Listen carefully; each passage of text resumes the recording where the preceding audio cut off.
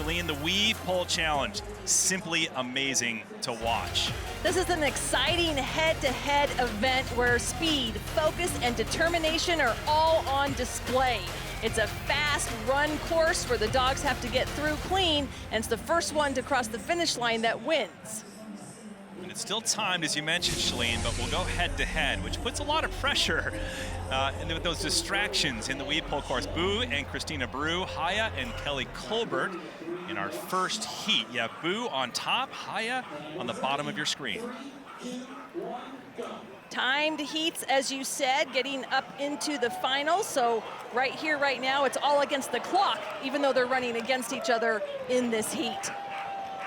All right, here we come to the final few weaves, and clean for both dogs. It is Boo with the fastest time of 14.50. Haya, not bad either, Shalene, 14.96. This was a great race. Look how evenly they were matched coming back out of the tunnels, and it's just at the end where Boo kind of like had a little surge of energy and got through those last few poles quicker. All right, this should be awesome. You have the teams that took 1 and 2 in large dog agility, led by Suzanne Knox and Ricky Bobby. And then you have Bev, Serafika, and Jedi, who were second. And now here they are, dueling it out in the incredible weave pole competition. So both dogs obviously familiar with the obstacles.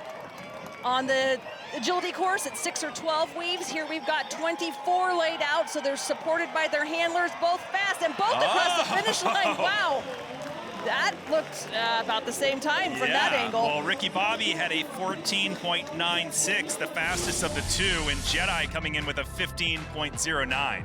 Ricky Bobby with a little bit of a jump start there, as you can see, getting into the weaves. Out of the weaves, Jedi had the lead.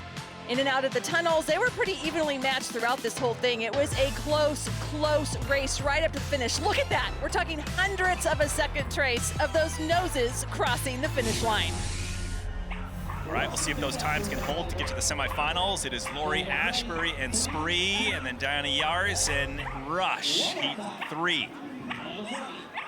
Now we're with some little dogs, but size does not matter. We used to think the larger dogs had an advantage in this event, but we found out soon that little dogs can reign supreme just as long as they're fast and focused and getting through. As you can see right now, we've got Spree on the top with the lead, fastest time. 15.31 seconds for Spree, 15.82 for Rush.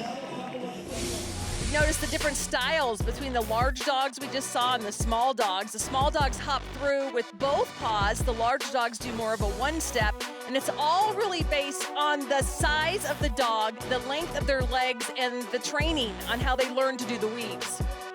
So there you have it. We'll see if those times hold to get them to the next round. So final heat in the quarterfinals. It'll be Gil Chapman and Beetle, Carol Newman and her dog Flash. So we're gonna have some fur flying and some non-fur in this competition. Yeah. It's our Shetland Sheepdog versus our Staffordshire Bull Terrier. Both kind of kicking it off casual. A little slower. Cool and calm wins the race. Right back into the last set of 24. Flash holding on to a strong lead in this heat. Slow but smooth runs by both. It is Flash with a 17.97, the fastest of the two. Beetle with 21.26. So neither of those times will move them to the next round, which is the semifinal. But nevertheless, beautiful dogs having a lot of fun out here. So there you have it. Coming into the semi, it'll be Boo, Ricky Bobby taking each other on, followed by Jedi and Haya. Who will earn a spot to the National Championship Finals? We'll find out on the other side of the break. Thanks for joining us so far. Wonderful competition as we get set to crown a champion in the incredible weave pole competition. Boo and Ricky Bobby will be first in the semis. Jedi and Haya will be second to go. So that leads us, once again, Christine Brew and Boo, and Suzanne Knox and Ricky Bobby, who were the champions in large dog agility. 3, 2, 1, go. Here we go. Looking pretty head-to-head as we start in the first set of 24 weaves. Oh, but into the tunnel, Boo with the lead. Back in, Ricky Bobby filling the gap, but Boo still hanging on and will take it. So now it is head-to-head, first through the finish clean. We'll move on, and in this case, the 2.5-year-old male Boomie named Boo will head to the final. What a good race. A little bit of back and forth there. Jump start right in with Ricky Bobby, but then they caught up, went head-to-head, but Boo coming out on top and heading to the final with whoever wins our next heat. That will either be Jedi and Bev Serafika or Kelly Colbert and Haya. Haya on the bottom of the screen, the Australian Shepherd. Jedi on the top of the screen, the Belgian Taverin. Both larger dogs. Look at that large dog style going through with Jedi on the lower with Haya. Hops through a little bit more like a small dog, and right now that's faster. Both dogs barking their way through, but the loudest dog and winning it will be Haya, heading to the final. Great race. Yep, look at those barks and those happy faces getting through the course. It was close. Could feel the energy, but Haya barking right across the finish line. So the final is set, and at stake, a spot to the National Championship Finals. Boo and Christine Brew taking on Haya and Kelly Colbert. Boo, a very rare breed, a Pumi. Awesome looking dog. Both beautiful dogs. Perfect weather conditions, no excuses. Here is for the top of the podium and a spot to the National Championships. Here we go. Head to head, very fast. We have Boo out of the weaves first. Oh, this is gonna be neck and neck, nose to nose. And right on down to the finish, but looks like Boo comes out on top. I actually think Haya might have pulled out and missed the last pole, but nonetheless, Boo was, I think, a little faster and clean getting through that entire course. We have a new champ. As you can see, Haya here on the bottom of your screen, but Boo was out in front on top through the first set of weaves and was able to maintain that little bit of an edge all the way through the course. Catching back up to Haya. And let's take a look. Yep, Haya popped out, Boo stayed on track, and there you have it, our winner. An incredible race. Let's head down to Sean, who's with Christine and Boo. The energy is electric down here in the field because I just witnessed one of the best racing events I've ever seen. So many great dogs. Congratulations on the win. How did you do that with these other dogs running so fast? Oh, thank you so much. It's such a blast to be here and to be running this competition. He basically just takes a lot of training, and you have to sort of let them find the entry and do the poles. I think if you try to manage them too much, they don't focus as well, and he was extremely focused. He's only 2.5. Yes. So to see that focus on my baby dog was really, really incredible. All right, the Fetch It competition is next, but first, some highlights. 6 dogs all made it to the 25-foot bumper round, and that's when half the field was eliminated, including Lola, Heathen, and Tesla, leaving 3 remaining in the competition, including the 2022 Western Regional Champion, Falcor, and Melissa Ness, and this year's Diving Dog Champion, OG Kraken. So that means that the 3 dogs getting to this point now have to go after a 26-foot bumper.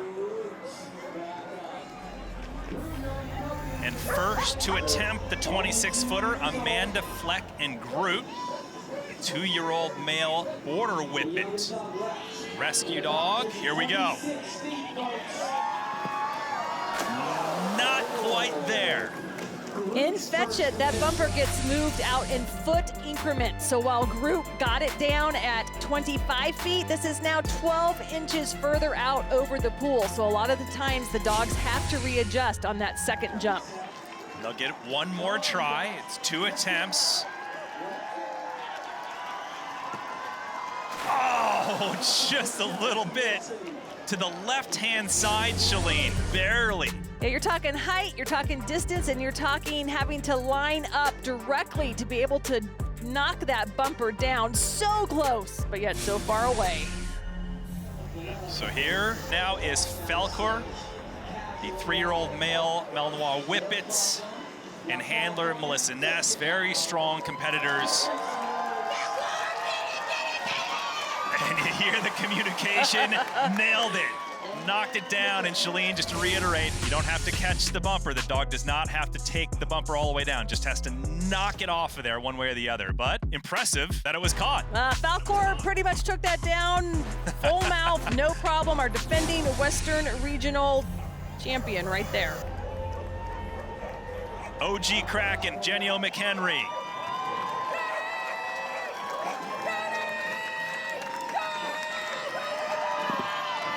The small Whippet with a big leap. He won diving dog here earlier, but now he's got height and distance. That was big. So only 2 survived the 26-foot bumper and will now have a shot at 27 feet right after this. We continue the Fetch It competition at the Western Regional Championships of the IDC. And now it gets interesting. The bumper set at 27 feet. Melissa Ness and Falcor, one of 2 to go for the 27-foot bumper. To give you a perspective, it's like jumping over 3.5 Shaquille O'Neals. Not there on the first try. Not there, but look at the edge, the paws right up to the edge, the focus, and they're lined up. So right now what Falcor's going to need to do is to readjust how much strength he puts behind getting off the dog.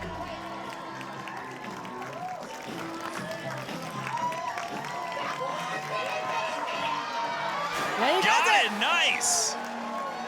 It is really amazing that after one try, the dog in its senses knows what it needs to do and to try and get out there further and just how much, because they can over jump it too, but they have to be dead on to be able to knock that bumper down. So they will move on to the next round. It's up to OG Kraken and Genio McHenry to put the pressure on and face them in the next round. So here we go, the 4-year-old male Whippet. Oh, just short of the bumper. Such a big size difference between these 2 dogs, but OG Kraken can still get the hops, just falling short on that attempt. One more try here at 27 feet. Have to knock it down. Huge pressure, making those little adjustments to align, Shalene.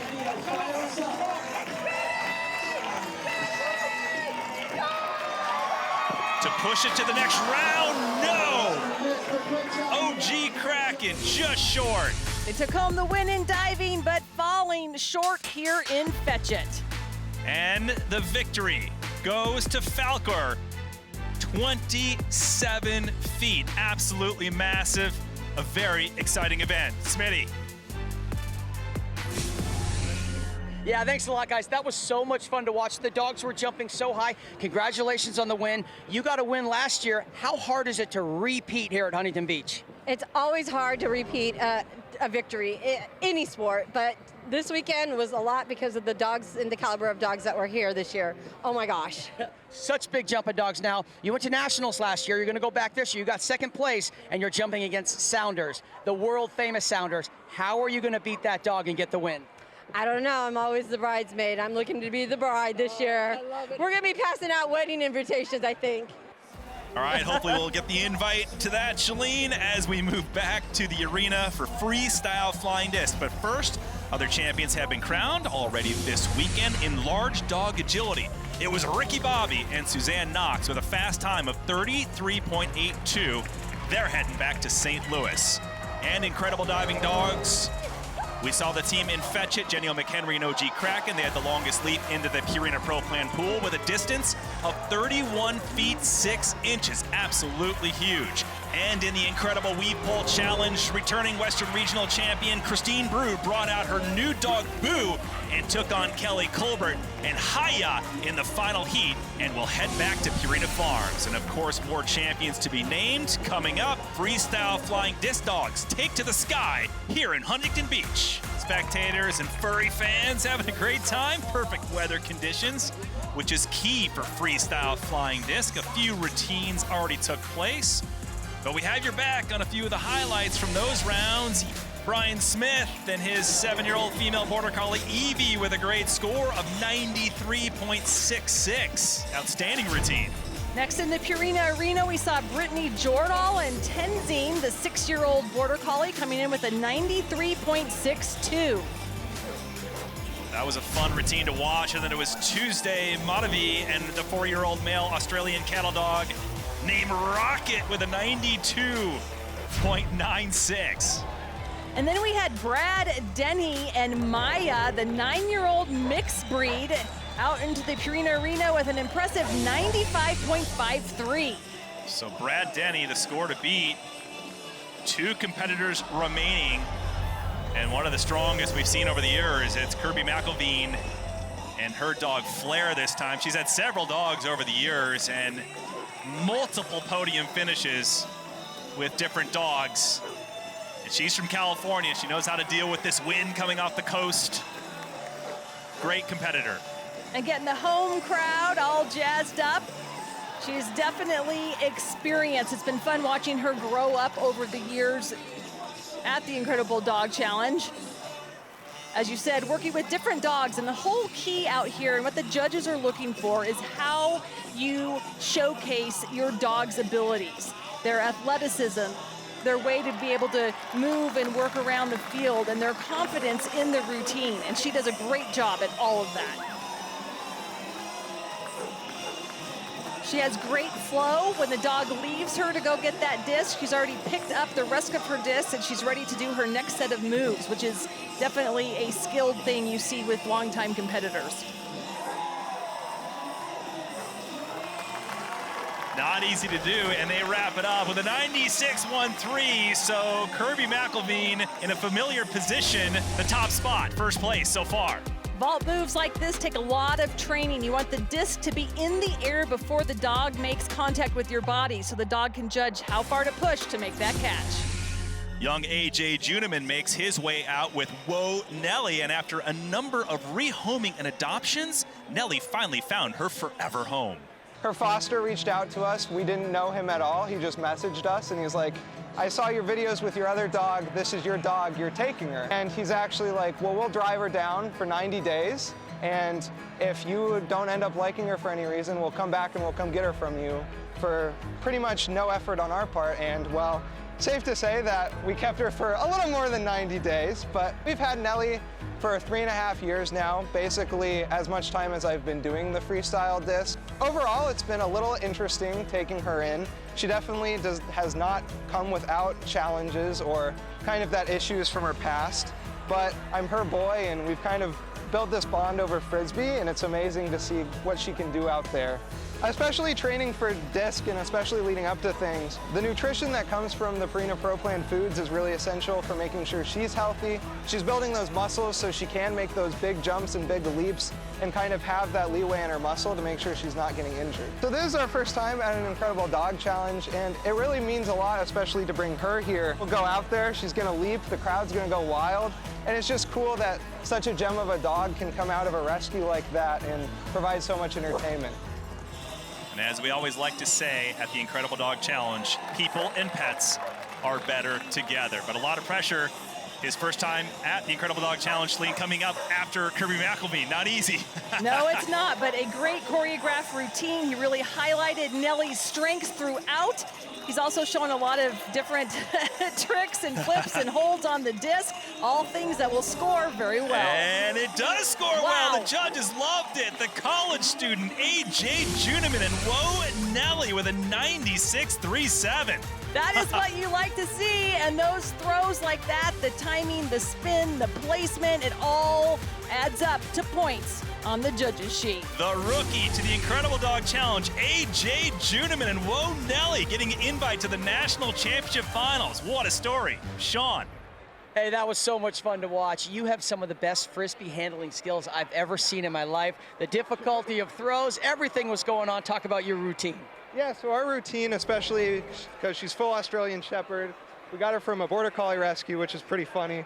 And she even kind of looks like the Border Collie. But the whole routine is focused on kind of showcasing her hops and making sure that she gets those big heights because the crowd loves it, the judge loves it. She doesn't even have to catch the Frisbee and everyone loves it. And so it's hard for me not to smile when I'm out there with her because she takes the flight and it's just amazing. If you like dogs too, subscribe to NBC Sports YouTube channel for more.